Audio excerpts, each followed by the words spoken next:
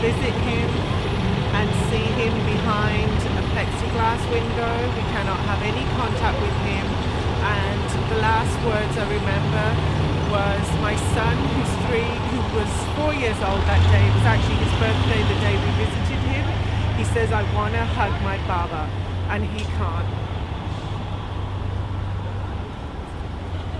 So my name is Nita Baker. I'm the daughter of Shukri Abu Bakr, who was the founder and CEO of the Holy Land Foundation.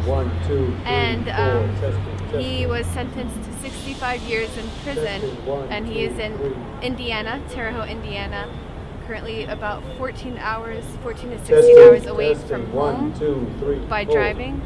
And the last time we visited him was a very emotional visit. It was the first time I saw him in over a year. And it was probably the second time I got to hug him, because for the past 4 years we've been only allowed to see him behind glass. And so my sister recently had a baby. He's about 7 months old now. So when we went to visit him, he was about 5 months old, and when my dad saw him, he just started crying. He saw him before when he was about 3 months old, but still, I mean, he doesn't get to see his grandson, and seeing him much older laughing and giggling out loud was a heartbreak, yet very, it was a blessing, you know? It was really emotional for me because I recently got engaged too. So when my dad saw me, we both started crying because he wasn't able to be there for me. He's always in my heart, but he wasn't physically able to be there for me. And it was just a time of reflecting and sitting next to each other, appreciating the moment, and, you know. Was that your first contact visit? It was I think it was the second contact visit for me, second or third. Yeah, because he's currently in the maximum security prison, and before he was in the CMU, which is right next to it. It's just a different facility. They said it would be better for him, but it's only better in a way where we can visit him contact.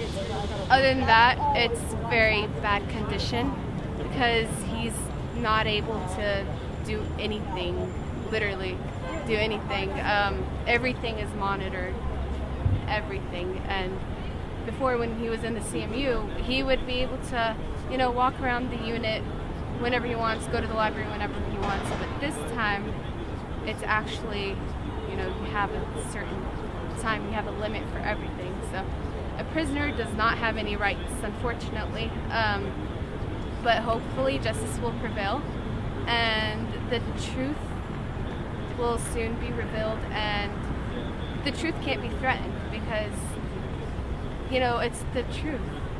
So he's actually changed a lot. They're very Before he went to prison, he was a little I think Lynn chubby, had some handouts, but now when I saw him, gray hair, very skinny, it took out all of his strength, you know, but he's still spiritually strengthened. So.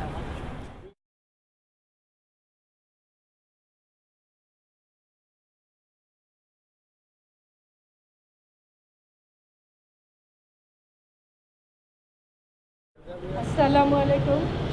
I am Shirin Sadiki, mother of Shifa Sadiki.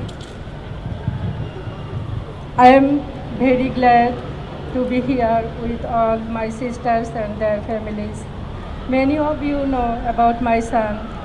He was kidnapped and brought to the US in 2006 and then made to suffer in solitary confinement for over 3 years in Atlanta. He is now in the Terre Haute CMU. When my son was missing and throughout his case, the government tried to scare us, but we did not remain silent. My family, my 2 daughters, and community activists fought and exposed the FBI's false case against my son. Gathering like this remind us that we are not alone and that we have to keep struggling. I miss my son very much. I don't know when I can hug him again. I ask that you pray for him and for all prisoners to be released soon, inshallah. I want justice. Thank you. Thank you.